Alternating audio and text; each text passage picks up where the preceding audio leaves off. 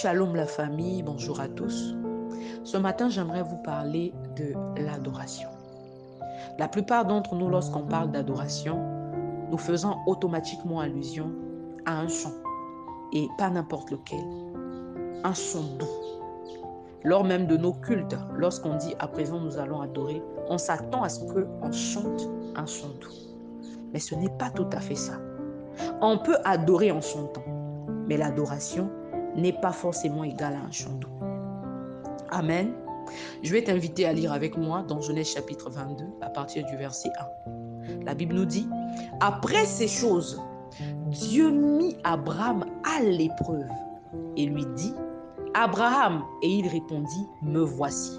Dieu dit « Prends ton fils, ton unique, celui que tu aimes, et on le nomme Isaac. Va-t'en au pays de Morija, et là, offre-le en holocauste sur l'une des montagnes que je te dirai. Abraham se leva de bon matin, sella son âne, et prit avec lui 2 serviteurs et son fils Isaac. Il fondit du bois pour l'holocauste et partit pour aller au lieu que Dieu lui avait dit. Le 3e jour, Abraham, levant les yeux, vit le lieu de loin. Et Abraham dit à ses serviteurs, « Restez ici avec l'âne. Moi et le jeune homme, nous irons jusque-là pour adorer. Et nous reviendrons auprès de vous. » J'ai envie de m'arrêter là, mais afin de mieux t'éclairer pour que tu comprennes, dès l'instant ou même que pendant que tu fais ta lecture, je vais continuer jusqu'au verset 14. Et la Bible nous dit au verset 7, « Alors Isaac, parlant à Abraham, son père, dit, « Mon père. » Et il répondit, « Me voici mon fils. » Isaac reprit, « Voici le feu et le bois. Mais où est l'agneau pour l'holocauste » Abraham répondit, « Mon fils, Dieu se pourvoira lui-même de l'agneau pour l'holocauste. » Et ils marchèrent tous deux ensemble. Lorsqu'ils furent arrivés au lieu que Dieu lui avait dit, Abraham y éleva un autel et rangea le bois. Il lia son fils Isaac et le mit sur l'autel par-dessus le bois. Puis Abraham étendit la main et prit le couteau pour égorger son fils. Verset 11. Alors l'ange de l'Éternel l'appela des cieux et dit, « Abraham, Abraham » et il répondit, « Me voici ». L'ange dit, « N'avance pas ta main sur l'enfant et ne fais rien, car je sais maintenant que tu crains Dieu et que tu ne m'as pas refusé ton fils unique. » Abraham leva les yeux et vit derrière lui un bélier retenu dans un buisson par les cornes. Et Abraham alla prendre le bélier et l'offrit en holocauste à la place de son fils. Abraham donna à ce lieu le nom de Jéhovah-Jireh. C'est pourquoi l'on dit aujourd'hui, à la montagne de l'Éternel, il sera pourvu. Bien aimé, la Bible décrit ce que Dieu demande à Abraham de faire comme étant une épreuve. Abraham a été challengé. Après ces choses, Dieu mit Abraham à l'épreuve. Et ça aussi, j'ai envie de te dire que malgré que Dieu te connaît, il va quand même t'éprouver. Toi, des fois, tu te dis, Seigneur, tu me connais, tu connais ma dévotion, tu connais mon amour pour ton œuvre. Tu me connais pourtant. Est-ce que je suis obligé de passer par là? Est-ce que je suis obligé de vivre tout ceci, Seigneur? La réponse est oui. Bien aimé, Dieu connaissait Abraham, mais la Bible te dit, après ces choses, Dieu mit Abraham à l'épreuve. Et cela nous rappelle la parole de Deutéronome chapitre 8, verset 2. Souviens-toi de tout le chemin que l'Éternel, ton Dieu, t'a fait faire pendant 40 années dans le désert, afin de l'humilier, humilier qui Pharaon, et t'éprouver toi, t'éprouver enfant d'Israël, t'éprouver. Pourquoi? Pour savoir quelles étaient les dispositions de ton cœur. Pourtant, Dieu sait toutes choses, mais il a quand même besoin de t'éprouver. Pourquoi m'éprouver? Pour savoir quelles sont les dispositions de mon cœur. Si je garderai ou non ses commandements. C'est facile de dire qu'on aime Dieu. Mais lorsqu'on se retrouve face à l'épreuve, c'est là qu'on découvre en réalité, il y a de ces choses que nous pensons être capables de faire pour Dieu en réalité. on ne pourra pas les faire. On ne sera pas en mesure de les faire. Amen.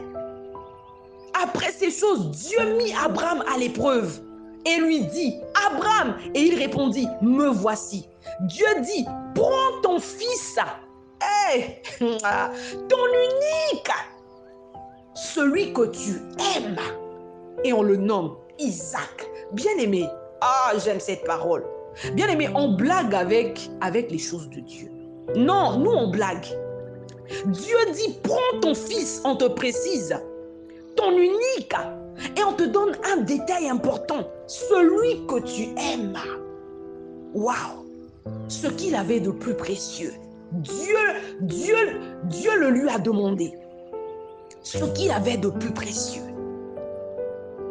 Va-t'en au pays de Morija et là, offre-le en holocauste sur l'une des montagnes que je te dirai.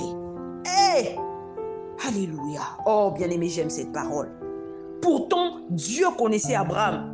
Est-ce que Dieu ne connaissait pas Abraham? La réponse est oui. Dieu nous connaît. Il connaît chacun de nous. Lorsque nous lisons dans Jean chapitre 2 à partir du verset 23, la Bible nous dit, pendant que Jésus était à Jérusalem, plusieurs crurent en son nom voyant les miracles qu'il faisait. Mais Jésus ne se fiait point à eux parce qu'il les connaissait tous et qu'il n'avait pas besoin qu'on lui rendît témoignage d'aucun homme, car il savait lui-même ce qui était dans l'homme. Il connaissait Abraham. Mais cependant, la Bible nous dit, après ces choses, Dieu mit Abraham à l'épreuve. C'est pourquoi toi qui n'arrêtes pas de te poser des questions, tu te demandes pourquoi tu es obligé de passer par là. Bien-aimé, Deutéronome chapitre 8, le verset 2. Souviens-toi de tout le chemin que l'Éternel, ton Dieu, t'a fait faire pendant 40 années dans le désert. Est-ce que cette épreuve-là ne pouvait pas durer seulement 1 an ou 2 ans? Est-ce que cette épreuve ne pouvait pas durer seulement 5 ans ou 10 ans? Mais la Bible te parle de 40 années dans le désert. Alléluia! 40 années dans le désert. Waouh! Et dans le désert, il n'y a pas d'eau dans le désert. Donc c'est Dieu lui-même qui prenait soin d'eux. Bien aimé, quelquefois Dieu te fait passer par des moments difficiles parce qu'il veut que tu dépendes entièrement de lui. En fait, lorsque tu dépends entièrement de Dieu, tu n'as pas la même vision qu'une personne qui essaie de s'efforcer de vivre par lui-même. C'est-à-dire quelqu'un qui dépend entièrement de Dieu, c'est quelqu'un qui a une confiance aveugle en Dieu. Les enfants d'Israël ont expérimenté la nourriture céleste. Ils ont mangé la manne, une nourriture qui tombait du ciel. Ils ont bu l'eau du rocher. Et puis le rocher là n'était qu'une figure. Une figure. On te parle là de Christ. Et l'eau là n'était pas n'importe laquelle. L'eau qu'il buvait, l'eau qui sortait du rocher. Celui qui croit en moi, les fleuves d'eau vive couleront de son sein, comme dit l'Écriture. Il dit cela de l'esprit que devaient recevoir les croyants. Bien-aimé, on blague avec les choses de Dieu. Abraham se leva de bon matin. Cela son âne et prit avec lui 2 serviteurs et son fils Isaac. Il fendit du bois pour l'holocauste et partit pour aller au lieu que Dieu lui avait dit. Le 3e jour, Abraham, levant les yeux, vit le lieu de loin. Bien aimé, quand je lis le verset 4, j'essaie d'imaginer ce qu'Abraham avait ressenti à cet instant. C'est-à-dire à l'instant où il avait vu le lieu où il devait sacrifier son enfant. Qu'est-ce qu'il avait ressenti? C'est ce qu'il avait de plus précieux. Et le Seigneur, en lui demandant Isaac, il dit, celui que tu aimes. Donc le Seigneur savait que c'est l'enfant qu'Abraham aimait. Le Seigneur savait. Amen. Et il connaissait Abraham, mais il a quand même éprouvé. Ce n'est pas parce que Dieu te connaît qu'il ne va pas t'éprouver, que tu ne seras pas éprouvé. Et tu es peut-être en train de te demander, mais pourquoi? La réponse, Deutéronome chapitre 8, verset 2. Pour savoir quelles sont les dispositions de ton cœur, si tu garderas ou non les commandements de Dieu. Amen. Verset 5. Et Abraham dit à ses serviteurs, restez ici avec l'âne, moi et le jeune homme, nous irons jusque-là pour adorer et nous reviendrons auprès de vous. Il était serein. Je ne sais pas s'il avait une idée de ce que Dieu allait faire, mais il était serein. Comment tu vis les temps d'épreuve? Bien aimé, même lorsque tu traverses des moments difficiles, n'oublie pas que Dieu t'aime. N'oublie pas, la Bible nous dit, car Dieu a tant aimé le monde. Donc, il t'a aimé pendant que tu étais encore dans le monde. Même toi qui es encore dans le monde, Dieu t'aime. C'est pourquoi il a anticipé. Il a donné son Fils unique afin que quiconque croise en lui ne périsse point, mais qu'il ait la vie éternelle. Et le Seigneur Jésus, dans le livre de Jean, il parle aux disciples. Il dit aux disciples, je ne vous dis pas que je prierai pour vous, car le Père vous aime parce que vous avez cru en moi. Hey, bien-aimé, quelle que soit l'épreuve, n'oublie jamais que Dieu t'aime. Le Seigneur pouvait dire aux disciples que si vous les hommes méchants comme vous l'êtes, vous les hommes méchants comme vous l'êtes, vous savez donner de bonnes choses à vos enfants. C'est-à-dire malgré que l'homme est méchant, mais il sait donner ce qui est bien à son enfant. Combien votre Père qui est dans les cieux donnera-t-il de bonnes choses à ceux qui les lui demandent? Amen. Combien votre Père qui est dans les cieux, bien-aimé, est-ce que tu connais ce Dieu-là? Bien-aimé, combien votre Père, combien Dieu? Quand tu vis tes temps d'épreuve, n'oublie pas, n'oublie jamais que Dieu t'aime. La Bible déclare dans Ésaïe chapitre 43, à partir du verset 2, que si tu traverses les eaux, je serai avec toi, et les fleuves ne te submergeront point. Ici, le Seigneur te dit que ce n'est pas parce qu'il est avec toi que tu ne seras pas éprouvé. Amen. Si tu traverses les eaux, je serai avec toi. Et les fleuves ne te submergeront point. Ça veut dire que parce qu'il est avec toi, le problème qui était censé te détruire ne te détruira pas. Amen. Et les fleuves ne te submergeront point. Si tu marches dans le feu, tu ne te brûleras pas. Et la flamme ne t'embrasera pas. Donc ce n'est pas parce que Dieu est avec toi que tu ne seras pas éprouvé, non. Ce n'est pas parce que tu aimes Dieu que tu ne seras pas éprouvé. Abraham aimait Dieu. Amen. C'est quoi le but de l'épreuve? C'est pour voir quelles sont les dispositions de ton cœur. Si tu garderas ou non ses commandements. Quelquefois aussi, c'est pour enseigner, pour mieux, c'est-à-dire pour mieux t'enseigner.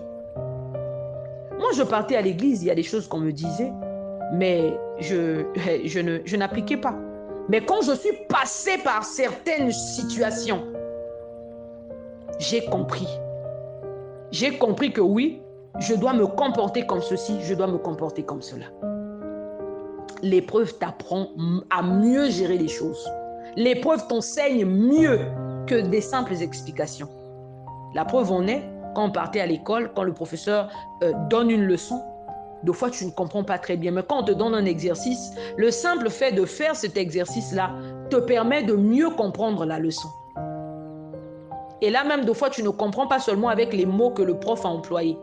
Tu comprends même quand tu peux changer. Au lieu de dire les mots que le professeur a dit, tu as compris la logique de ce qu'il a voulu t'enseigner. Et toi, des fois, tu mets tes propres mots. Amen. C'est ça, bien-aimé dans le Seigneur. Bien-aimé, pour Abraham, ce tact, c'était adoré. Il était conscient qu'il partait pour offrir son fils en holocauste. Cependant, la Bible nous dit au verset 5 qu'il dit à ses serviteurs, restez ici avec l'âne, moi et le jeune homme, nous irons jusque-là pour adorer. Donc il appelle ça adorer. Tu comprends par là que l'adoration, c'est aussi sacrifier. Tu vas peut-être te dire que le Seigneur Jésus a déjà réglé le problème du péché. Oui, il a bel et bien réglé le problème du péché. Une fois et pour toutes. Cependant, la Bible te dit dans Psaume le chapitre 7 que Dieu siège au milieu de la louange. Donc la louange et l'adoration attirent en quelque sorte la gloire de Dieu. Tu vas également voir ça dans 1 Chronique chapitre 28 à partir du verset 9. Dieu siège au milieu de la louange et de l'adoration de son peuple.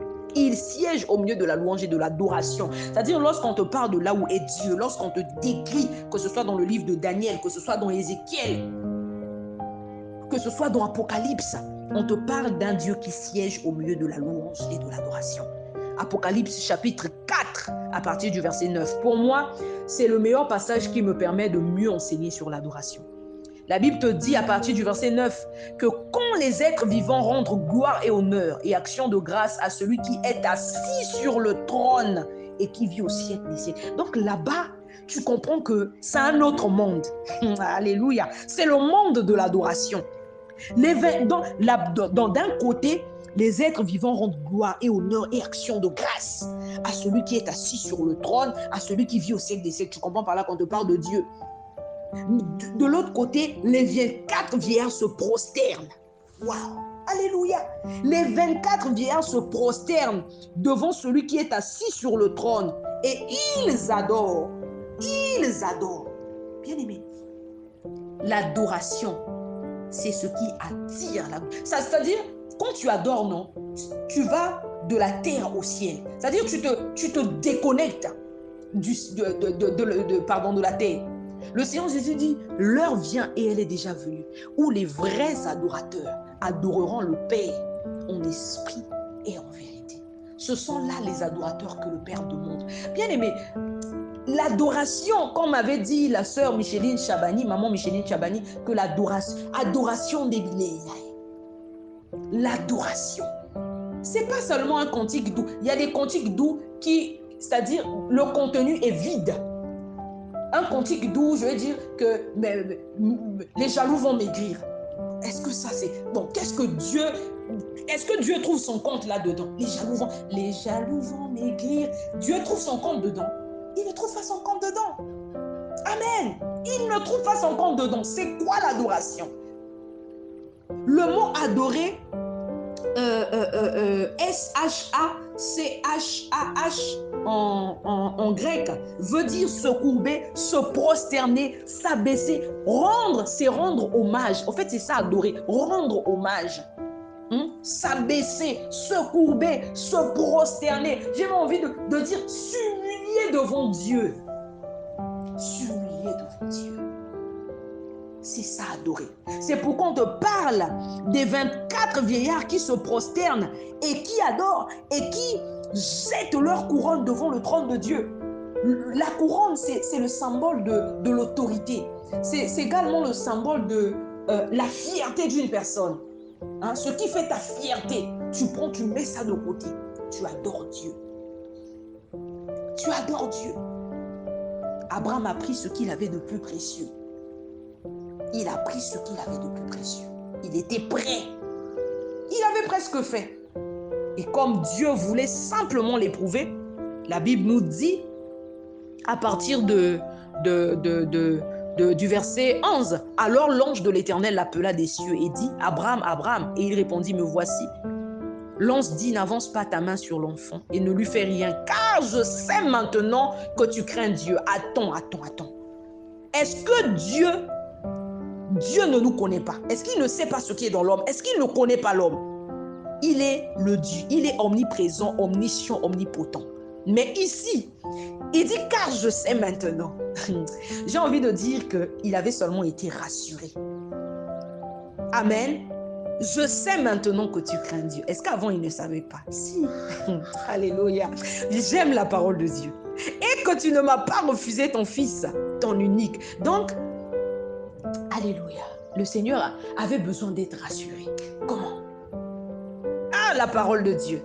Le fabricant qui teste son produit. Il a fabriqué, il sait de quoi est composé le produit, mais il teste quand même pour voir.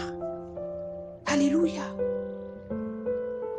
Pour finir, je vais lire cette parole de Néhémie chapitre 9, verset 6. La Bible déclare, c'est toi, Éternel, toi seul, qui as fait les cieux, virgule, les cieux des cieux. Donc on t'apprend qu'en dehors des cieux, il y a les cieux des cieux. Et on te dit, et toute leur armée. Donc on t'apprend que dans les cieux des cieux, il y a une armée là-bas. Et on te dit, donc c'est toi, Éternel, qui as fait les cieux des cieux et toute leur armée, la terre et tout ce qui est sur elle, les mers et tout ce qu'elles renferment. Tu donnes la vie à toutes ces choses et l'armée des cieux se prosterne devant toi. Je vous ai dit que adorer en grec veut dire chacha. Donc chacha, S-H-A-C-H-A-H à la fin. Je vous ai dit que ce mot-là veut également dire se prosterner. Donc autrement on dirait ici que tu donnes la vie à toutes ces choses et l'armée des cieux t'adore. Dieu siège au milieu de la louange et de l'adoration de son peuple. Et l'adoration, ce n'est pas seulement un son doux. Il y a des sons doux qui ne disent rien, qui ne représentent rien du tout. C'est un chant doux, mais le contenu est vide. C'est-à-dire, ça ne glorifie pas Dieu. Alors que l'adoration, c'est également rendre hommage. Amen, à Dieu, bien sûr. C'est également rendre hommage à Dieu. Se prosterner, se courber, s'abaisser devant Dieu. Là où les 24 vierges jettent leur couronne. Et je vous ai dit que la couronne, c'est le symbole de la fierté ou encore de l'autorité. Et ils se prosternent. Mais toi, lorsqu'on dit à présent, nous allons rentrer dans la présence de Dieu, tu restes assis. Est-ce que tu sais ce que c'est que l'adoration? Tu adores à l'église assis. Tu n'as encore rien compris, mon frère. Tu n'as rien compris.